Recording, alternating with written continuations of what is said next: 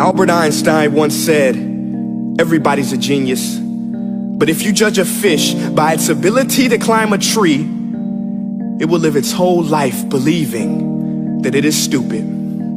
Ladies and gentlemen of the jury, today on trial we have modern day schooling. Glad you could come. Not only does he make fish climb trees, but also makes them climb down and do a 10-mile run. Tell me, school, are you proud of the things you've done?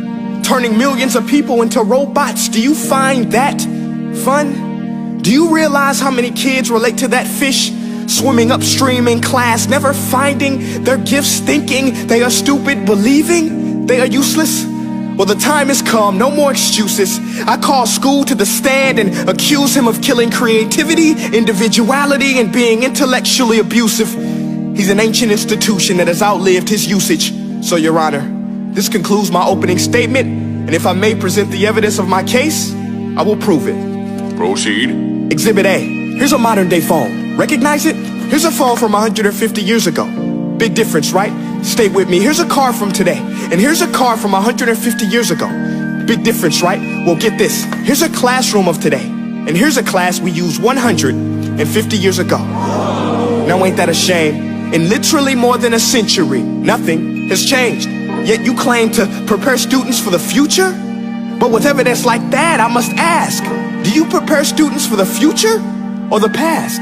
I did a background check on you and let the record show that you were made to train people to work in factories, which explains why you put students in straight rows, nice and neat, tell them sit still, raise your hand if you want to speak, give them a short break to eat, and for 8 hours a day tell them what to think.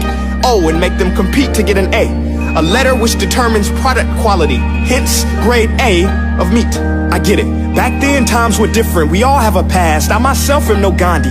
But today, we don't need to make robot zombies. The world has progressed. And now we need people who think creatively, innovatively, critically, independently, with the ability to connect. See, every scientist will tell you that no two brains are the same. And every parent with 2 or more children will confirm that claim. So please explain why you treat students like cookie cutter frames or snapback hats, giving them this one-size-fits-all crap. Watch your language. Sorry, Your Honor, but if a doctor prescribed the exact same medicine to all of his patients, the results will be tragic. So many people will get sick, yet when it comes to school, this is exactly what happens. This educational malpractice, where one teacher stands in front of 20 kids, each one having different strengths, different needs, different gifts, different dreams, and you teach the same thing the same way? That's horrific. Ladies and gentlemen, the defendant should not be acquitted. This may be one of the worst criminal offenses ever to be committed. And let's mention the way you treat your employees. Objection. Overruled. I want to hear this. It's a shame. I mean, teachers have the most important job on the planet, yet they're underpaid? No wonder so many students are short-changed. Let's be honest, teachers should earn just as much as doctors, because a doctor can do heart surgery and save the life of a kid, but a great teacher can reach the heart of that kid and allow him to truly live. See, teachers are heroes that often get blamed, but they're not the problem. They work in a system without many options or rights. Curriculums are created by policymakers, most of which have never taught a day in their life. Just obsessed with standardized tests. They think bubbling in a multiple choice question will determine success. That's outlandish. In fact, these tests are too crude to be used and should be abandoned, but don't take my word for it. Take Frederick J. Kelly, the man who invented standardized testing, who said, and I quote, "These tests are too crude to be used and should be abandoned." Ladies and gentlemen of the jury, if we continue down this road, the results will be lethal. I don't have much faith in school, but I do have faith in people. And if we can customize healthcare, cars, and Facebook pages, then it is our duty to do the same for education, to upgrade it, change it, do away with school spirit, because that's useless. Unless we're working to bring the spirit out of each and every student, that should be our task.